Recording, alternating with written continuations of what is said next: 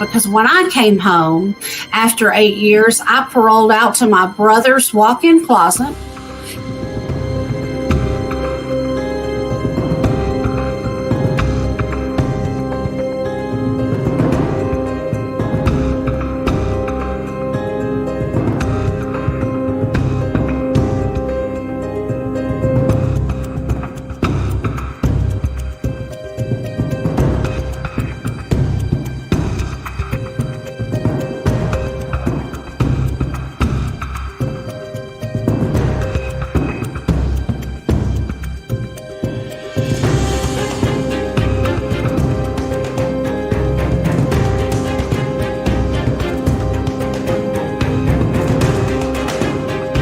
I still got 3 years of parole left.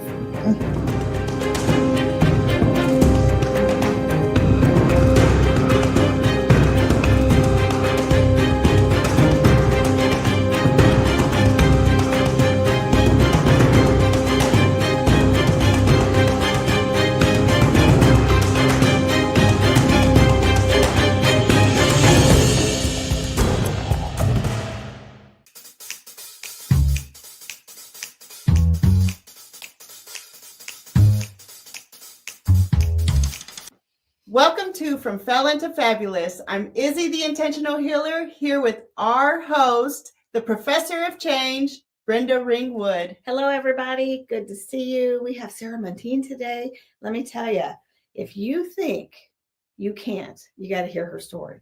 So, Sarah, with that, I'm just going to kind of ask you, you told me today that your story was not this extravagant thing, but I'm going to tell you you're wrong. Thank you. You're wrong, because anytime we have a problem, it's your problem and it's a big deal to us.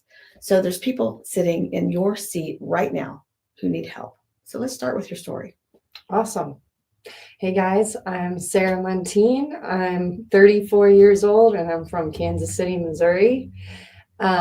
Today I am the owner and CEO of All American Construction Contractors, the founder of Gopher, and a mom of 3 rambunctious boys. Sounds like you have a busy life. I do. But you weren't always that. No, definitely not. It really blows my mind seeing my life now and wondering how I got here. So my story from felon to fabulousness is I love that. Yes. Where should I start? Let's see. Well, I was raised Catholic on the East Coast and had a great life. My dad was in professional baseball, and I always felt like a bit of a nerd and an outcast. And when I was in high school, we moved to Kansas City, and it was just shell shock. And I also went from Catholic school to public school. Oh, And that was also shell shock too. yes. Big difference. Yeah. So at 15, everybody was like mind blown that I'd never even heard of weed before. Yeah. And I dealt with a lot of sexual harassment in high school. And my mother is also an alcoholic. And with all those things in combination, I turned to drugs for comfort. And I ended up running away from home at 16. And I met Prince Charming. Yes, Prince Charming. Or so you thought, right? Yes.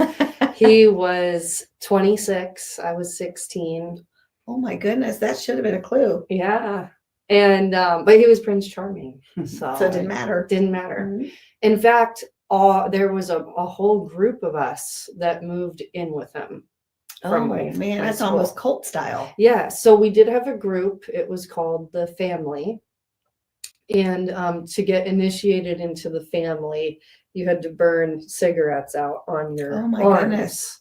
So, So you did that. I did.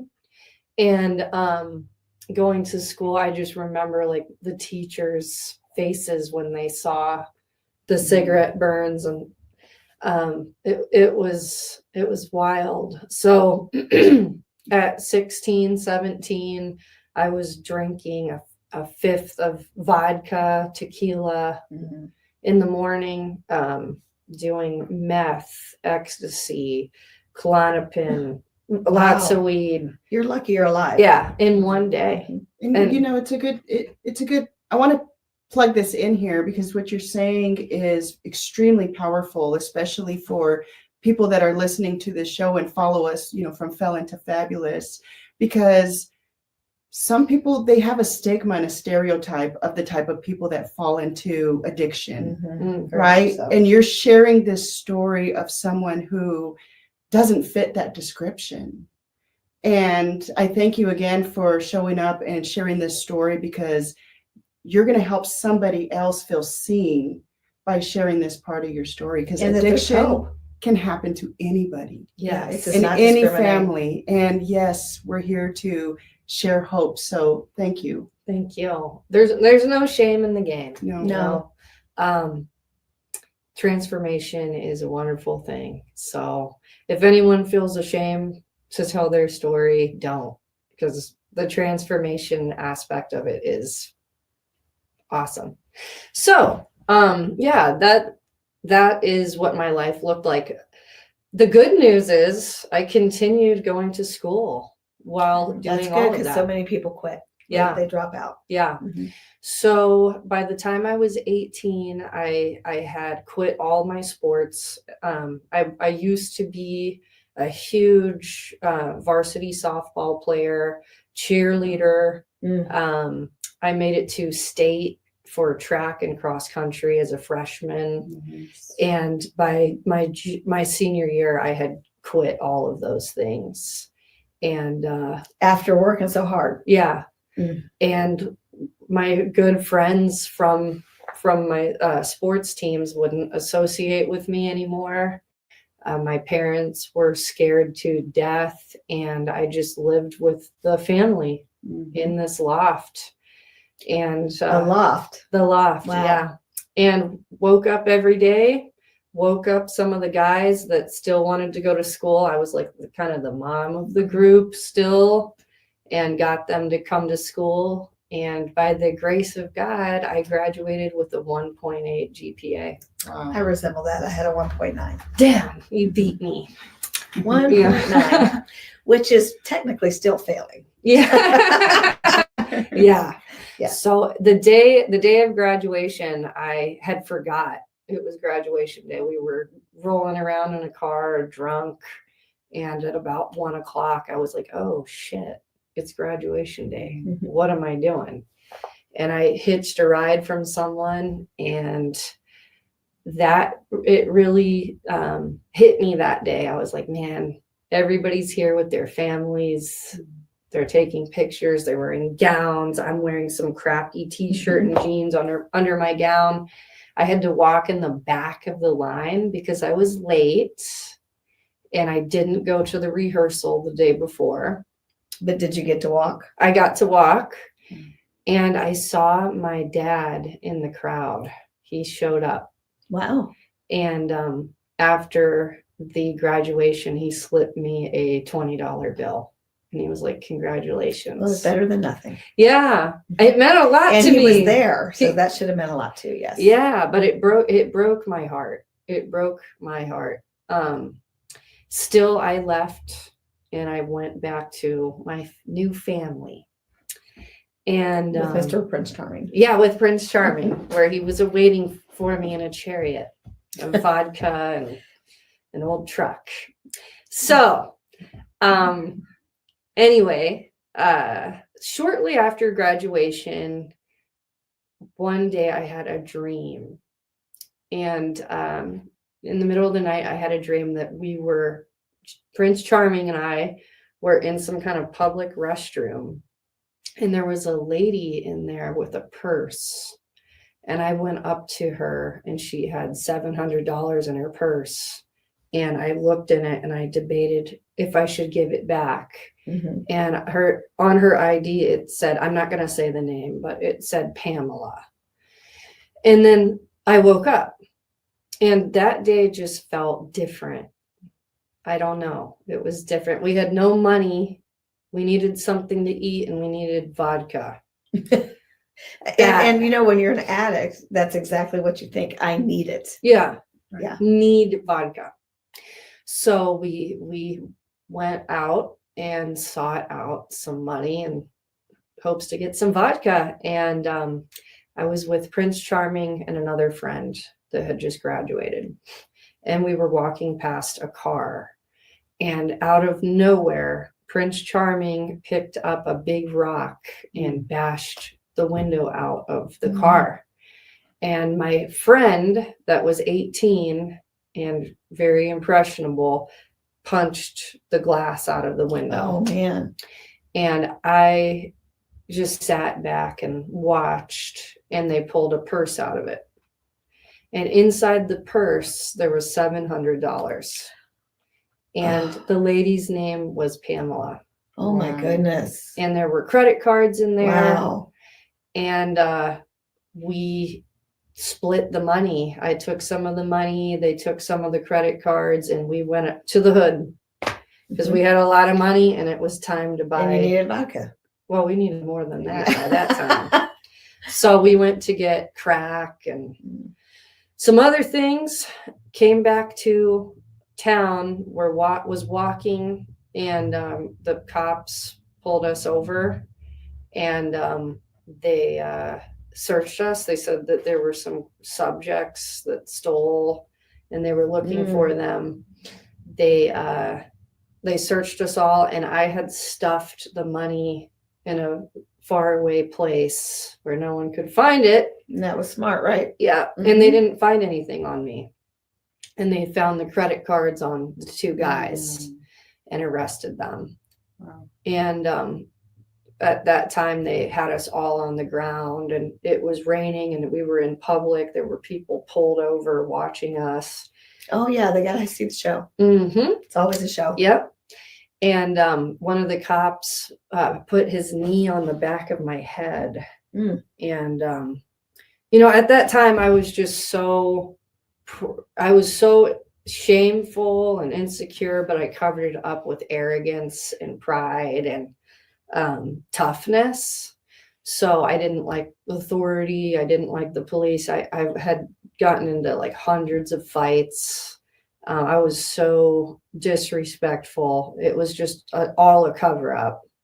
But so when the cop had his knee on my face, you know, I felt the need to show him who was boss. Oh, yeah. And not bow down to him.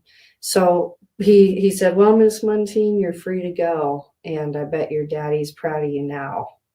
And when he said that, I kicked him, turned around, tried to grab his gun, and assaulted him, and was arrested. So you went to jail. So I went to jail. That was a smart decision, huh? But hey, We all make decisions, good, bad. We all make them. You know, when you're facing addiction and living in the midst of it, you do things that you would not do if you weren't in that lifestyle. So, and I think it's important for us to remember, and it feels like you've come to that place where you know you can separate the two. You know it's not you. Some people get so engulfed in that world and become the person that they are under addiction. yeah. And they believe those lies. So again, I'm just here celebrating you and your story and Thank you. how you've done something about it. Thank And you. it was just a choice. It doesn't reflect who you really are. So, And so for those of you, maybe you're not struggling with addiction, but you're a felon because we made a choice. Like myself, I got involved with some wrong people. I made some choices that landed me in prison for 4 years, but it's not who I am. It's something I did. right. And so you have a value, you have a purpose, you have a worth. And so this young lady here struggled with addiction. She got arrested because she made wrong choices. And that probably had an impact on you. What happened next? So I ended up going to jail for assault on a law enforcement officer. They also charged me with tampering with a motor vehicle. And again, as I mentioned before, was just covered up my fear and insecurity and shame at that time with arrogance, pride, ego, and loyalty to my group. And we all made up a fake name and pinned, because they were looking at this guy for drug trafficking charges, and I went on board with it, made up a fake name, and they charged me with criminal negligence as well. Yeah, they will charge you with a ton of stuff, even if you didn't do it. They don't care. They want you to plead. They want you to tattletale. They want you to talk on somebody else. It's called proffering. Those of you that don't know that. And proffering can get you in a lot of trouble. It can get you in a lot of trouble, but they come at you because they didn't really want you. They want other people. Yeah. I mean, they want you too, but they want who you know. Yeah. And it's powerful the way they play their games. And I was pretty resentful and pissed off that I had never gotten in trouble before in my life. And I was looking at 3 Class C felonies by 18. It just didn't seem fair. When I was in jail, I met girls that punched a cop in the face and bloodied his nose and had like a misdemeanor battery. And I was like, why me? Why am I? Sometimes it's the attorney. Yeah. It's who you have. I did time with a gal who paid an undercover FBI agent to kill her husband. And she got 4 years. Damn. You just never know. Damn. That why me question though is a big that's a big question that a lot of people have when they feel they're a victim in life, right? The why me.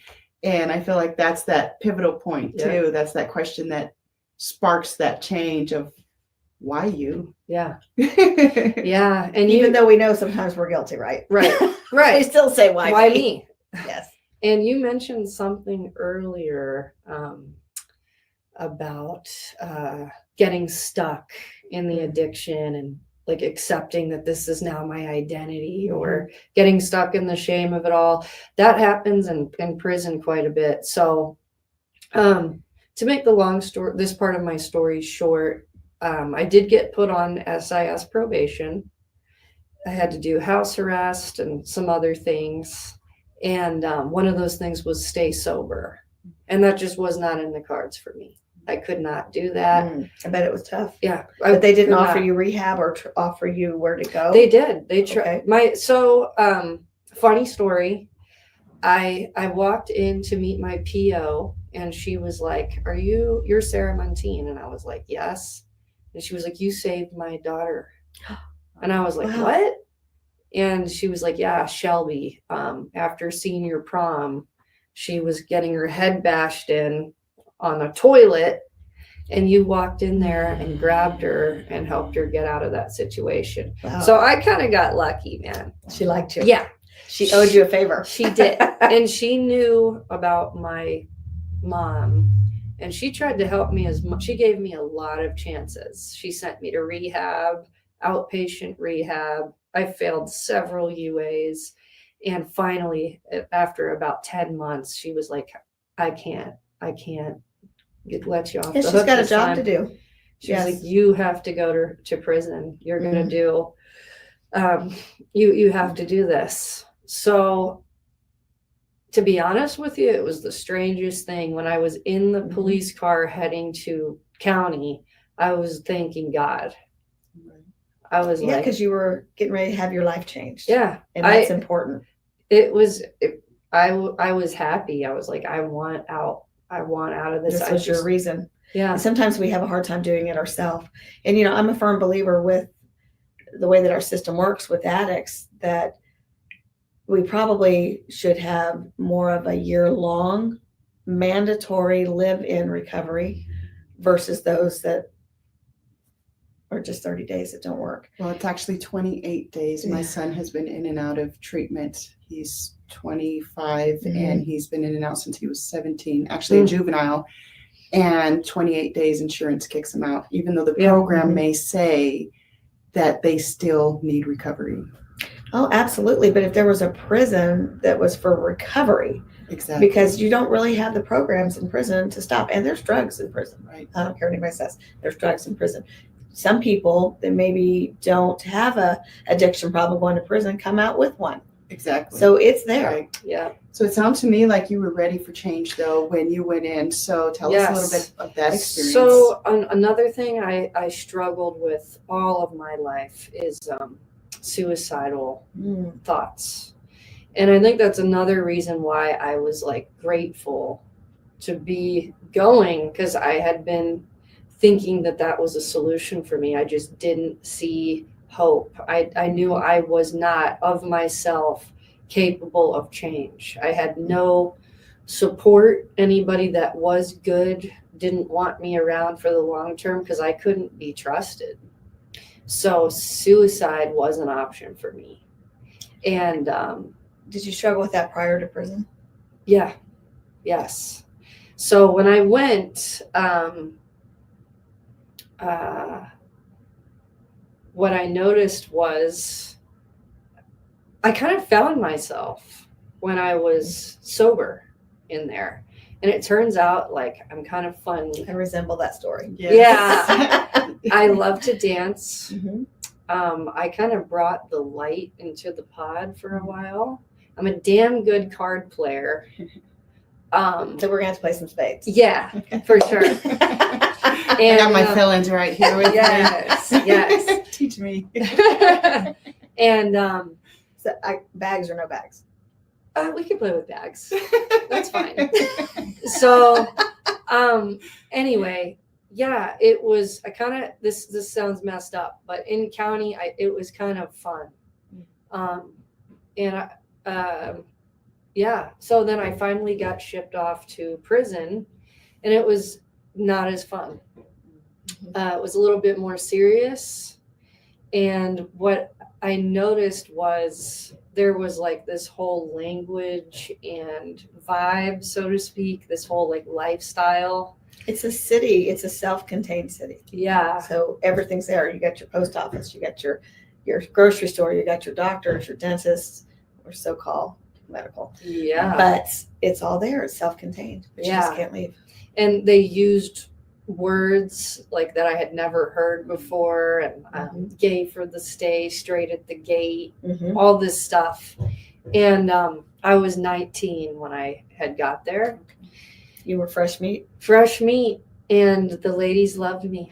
I'm And, sure they did. And I was in the best shape of my life after You're leaving still in that pretty jail good cell. shape. Well, thank you. Not as good as I was then, but yeah, they definitely were interested. And I didn't conform. I did not want to get sucked into the lifestyle. I think that's where a lot of people go wrong in prison. They want to fit in, so they That's the worst Acclimate. place to fit in. they acclimate, they start drinking the Kool-Aid. I remember I had some lotion, and this big gal came up to me and she was like, hey, she was trying to like lure me or sweet talk me into giving her some lotion. And I was like, take some. And everybody was like making fun of me, and they're like, she's hustling you. I was like, I don't give a shit. She can use Need some of the Use the lotion. lotion. Take Right. some of my lotion. So I have like this peace sign tattoo, and they would make fun of me and call me like a hippie. And I was like, I like peace. Maybe I am a hippie. And I kind of made it through Mhm. being like the Being your own funny, person. yeah, funny, nice, peaceful, like cheerleader type. I got 88 hours of extra duty in there for starting dance riots where everybody was like dancing and singing, and That's fun. I was just like, but the guards like, I don't know. So I just, what I did right in there was not conforming. And So you refuse to be institutionalized. yeah, because they were all like, oh, you'll be back. You're so young. There's a 90% rollback rate or It's a whatever. pretty good rate. And I saw girls come and go Yep. that got out and came back. It's real. Yep. And I was like, nah, that's not going to be me. And I made it my mission to not be that person. So I got out, And that's where the real work began. Mhm. I So, love hearing that. The real work began. yeah, Because if you're not going to work on yourself, you would have been right back in there. prison was the easy part. Mhm. It was the easy part. I got to hide out from basically free will. Mhm. My will was decided for me when I was going to eat, what I could do, I didn't have as many choices in there. And getting out, I did. And I made the decision to go to AA. That's part of my story. Did you like it? Loved it. Actually, I hated it at first. Yeah, because you got to address that Yeah. you need to be there. Yeah. And then you're supposed to, in the program, you're supposed to go back to people that you wronged too. Right? Yeah. Ooh, Yes. I did that. Did all that. I worked all the steps, made my amends. It was incredible. Really, that's where I felt like the true transformation was in making those amends. That's because you embraced it. Yep. When you don't embrace it, then change isn't going to happen. Yeah. I went back to people that I had robbed Wow. for drugs and gave them the money. Good for you. It was wild. I Good went for back you. to the cop that I assaulted Mhm. and I made an amends to him. Good. Didn't want to do that, but I did. And anyway, but at first it was really tough because I had to cut all of my friends off. I was You alone, have to change your people. very alone, and I started running every day. That's meeting and running. Got a job at a hole-in-the-wall pizza shop, making $10 But you did an what you hour. needed to do. Yep. So let's fast forward. Yep. How did you get to where you are now? So I want to say after 2 or 3 years, I ended up relapsing. Many do. Yeah, Mhm. I did have. But again, relapse does not mean you don't have a value or a purpose. Yeah, I could have gone back, to be honest with you. I did have in doing the AA steps, I had like this major spiritual experience, and I did find God, and I believe that that's how I'm where I'm at today. But I did fall short. I ended up drinking again. I got pulled over drunk, and I said a prayer, and I was like, God, if you're real, get me out of this. And they recommend not saying foxhole Right. prayers, Right. but I did, and I had put a penny under my tongue, and the cop had me blowing the breathalyzer, and I'll be damned, zeros came across. So that trick works. Yeah, I guess. Well, Or the prayer. And it's not that God, right, is going to get us out of jams in that way just because we say we want it or we need it. But it was in your cards because change had already started happening, right? The only reason why you didn't fall into the trap of the prison system is because you had just come out of the trap of the family. Yeah. So you had that experience already. You went in, you knew what you were willing and not willing to accept. And then you stayed firm and you walked the walk, and relapse is a part of recovery, Yeah. and it's hard for a lot of people to understand and believe who haven't had that experience. And I'm just grateful you haven't had that experience, but it is. And it's only because you were already on that walk that God allowed you to go to that next phase, because he knew you were ready. You just, Yes. right. It's just going to take a couple more bumps, a Yeah. couple more obstacles. And it was an eye-opening experience for you because you saw what could happen again. Yeah. It was pretty scary. Yeah. So after that, Prince Charming got out of prison. Oh, he did prison too because of this stuff. Yes. He got out, contacted me, and I had a choice. Again, just like when I kicked that cop, I had a choice. He asked me to come meet him. I was sober. I was bored. I was kind of feeling monotonous. Probably a little bit. nosy, curious. Curious. And we all, I think, sometimes get fascinated with like riding life on the razor's edge. We're adrenaline junkies, maybe. Mhm. And I made the decision to go see him, and ended up staying with him for 2 years, Oh my Wow. goodness. and wound up back down in the hood. Mhm. History starts to repeat. Yeah. And then I started shooting meth. My addiction actually got worse. Mm. And man, it was bad. The things that I saw were pretty unbelievable. Well, you're obviously not an addict now. How Yeah. did you overcome that? So- because now you were probably even worse Yeah. of an addict after prison. Worse. So my parents, it was always a safe haven. I could go back to my parents' house. But during this time, my mom's addiction got really bad and they filed bankruptcy. Mhm. And it's different when you don't have a place to go home to anymore. And they No couldn't, backup. no backup. They couldn't help me anymore. I was on my own. And one day I just had enough. I was like, what am I doing? This is not the life I want to live. And I walked from Farmer and Homes in Kansas City Mhm. to Riverside. It's a good walk. Yeah. Long, long walk. Went to a meeting and asked for some help and started working the steps again. Just started over again. Was meeting my sponsor at 5 a.m. every day. Was basically homeless.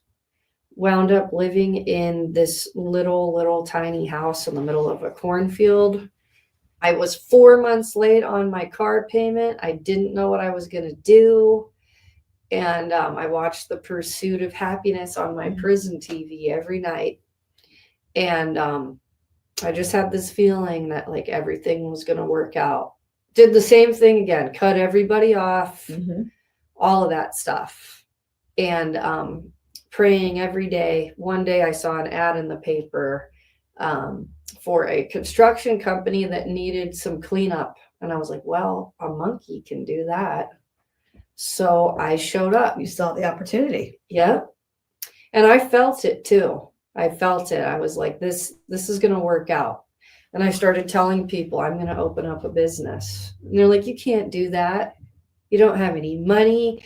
You don't have any college education. You don't have any experience. But you don't need to. Yeah. That's just it. There's Yeah. a misconception out there. Mm-hmm.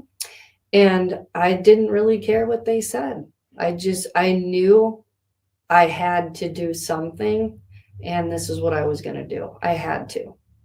So I started showing up to these job sites and telling them I had a business.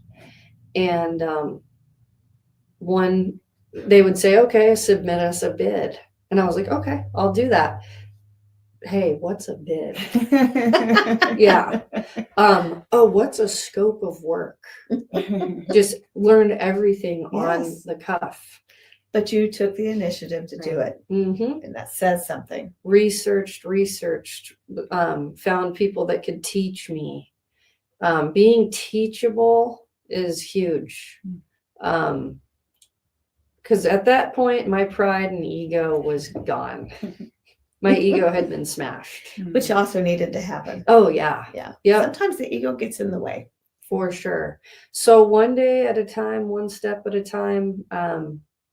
I think by the end of that first year, I had done like $250,000 in sales. That's awesome. Yeah. And now, 11 years later, we are doing full-blown finished work in construction. I just kind of pivoted until I found where I fit, where people needed me. Was something you could do. Yes. And I met people and built relationships and met mentors that could help me along the way. And in 24, we did 1.9 million in sales. Wow. Beautiful. Congratulations. Yes. Beautiful. Thank you. Mhm. Yeah. And you've got some stuff on the plate for this year. Yes, absolutely. And the goal, I do have 3 kids now, 3 little boys. And I want to be able to spend more time with them and guide them to not do what I did as a teen. And my goal is to sell the business within 2 to 3 years. Which is fantastic. Mm-hmm. So let's fast forward to 2 to 3 years. You sell this business, then what? I have no idea. Whatever. Where One day at a time. Yeah, Yes. I'd love to really. I would love to. There's so much more to my story. I really have learned a lot about what you said earlier with victim mentality, how to get out of a victim mentality and empower yourself to overcome these things. Which is good. And I've, empowering yourself to overcome suicide, abusive relationships, low self-esteem as a woman. I would love to help people with that. And we talked a little bit before, months ago, weeks ago. Don't even remember what it was. And you said, I asked her if money was not an option, wasn't a problem. What job would you want to do? And she said that, but you also said something else.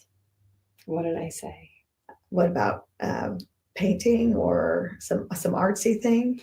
Oh, video, yes. photography, video. I can't remember exactly. Yeah. So yes. Yeah.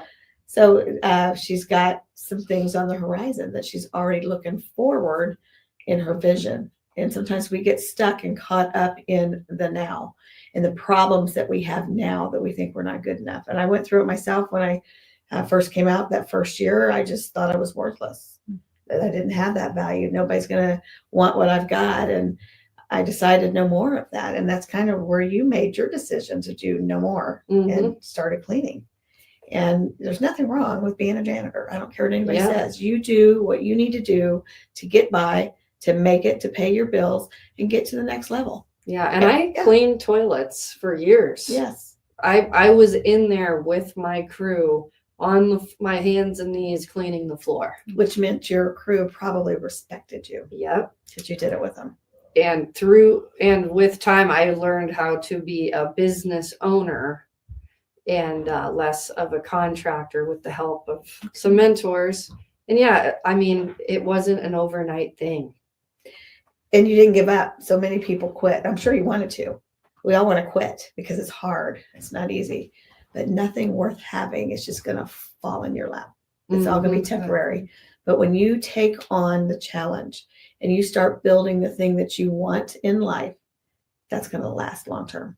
And when you choose to share your story and put it out there for the world to hear, you're manifesting the people who's going to help you get to that next level. For sure. If you're watching this, if you're hearing this and you feel there's something you can help Sarah with, please reach out to her and she's going to let you know the best way to reach out to her. So how can they reach you if they want to talk? Somebody was in that situation because you said, I want to help people. Sure. Maybe find me on Facebook. Okay.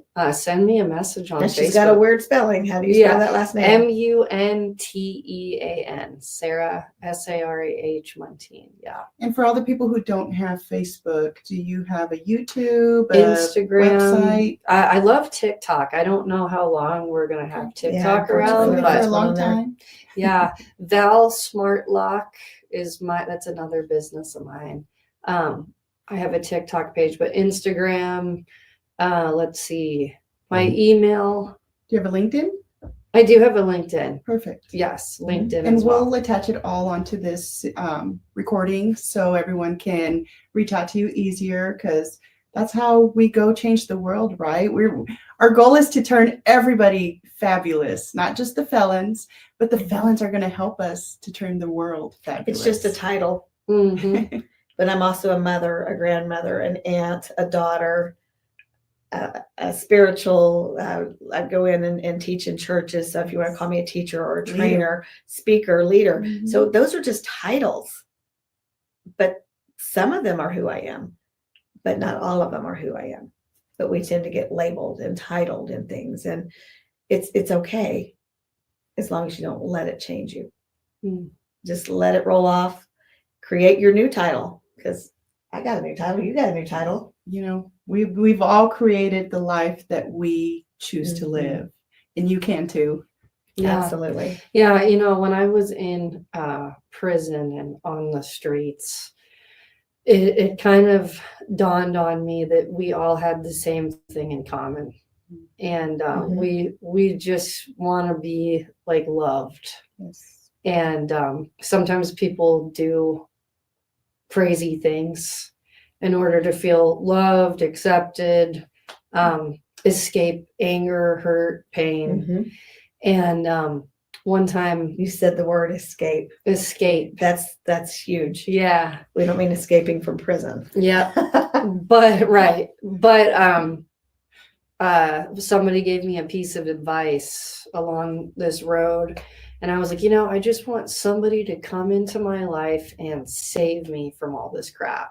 I'm so tired.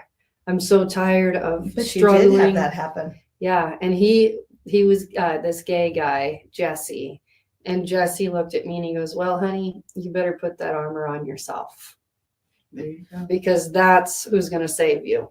Right. And yeah, and I did. And that, I think, is an important thing for us to know as recovering addicts, felons. I called myself hurts. a recovering felon the other day. Yeah, a recovering felon. Like, it's hard. It's hard to make it out here, to jump through all the hoops. It's hard to change. It's hard enough without the felon tag. Yeah. So Right. it's harder when you have that, because you have just taken options off the table. Yeah. But you can do it. And you may have to spend some time alone. There may be times where you're like, what am I doing? Like, how is this going to work? There's so many hoops that I have to jump through. How am I going to make it through this? Right. But you can do it. And I don't want to give people the facade that it's easy. It was not easy. It's still not easy. But man, like I've shared before, I had low self-esteem, ego, pride, all these things. And today, Sometimes the ego and the pride, we have that manifests in us to hide the fact that we have low self-esteem. yeah. But today I can look in the mirror and I can be like, you are a superstar. Yes. And I Good for I you. like who I am. Yes, I it's do. beautiful. But I earned that Mhm. by making hard decisions, making good decisions, doing things that, And look what you're building for your boys. yeah. You Look what you're earn it, building. you earned it, and you're choosing to maintain it, because it takes a daily maintenance, right? A daily declaration, a daily choosing to show up as this new way of existing. So congratulations. I'm very Yes, proud of you. absolutely. So we are out of time. Thank you, Sarah. I Thank you. appreciate you coming. She drove all the way to Leavenworth from Kansas City. It's not that far. But, some people look at it as a challenge, but she said yes to the call. She said yes when her name got called. And I talk a lot about that. What are you doing when your name gets called? Are you not answering? Are you making excuses? Or are you doing something about it? So my challenge to you is to say yes when your name is called and to do it. So watch us for more. Edit that one out. So stay tuned for more episodes of From Felon to Fabulous, Tuesday nights at 6:30 on E360 TV. You can watch it anytime you want. Get out there and spread the word, because felons are fabulous. Yes. Thanks for watching.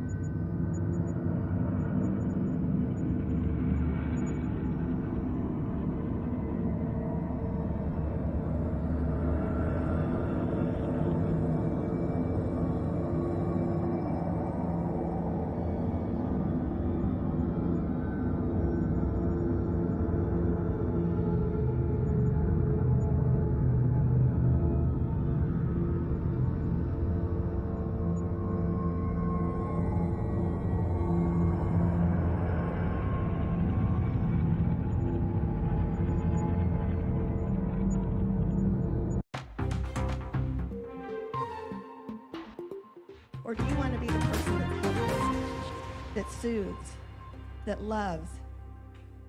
Because you can still stand tall and be as big as you want to be when you are this person.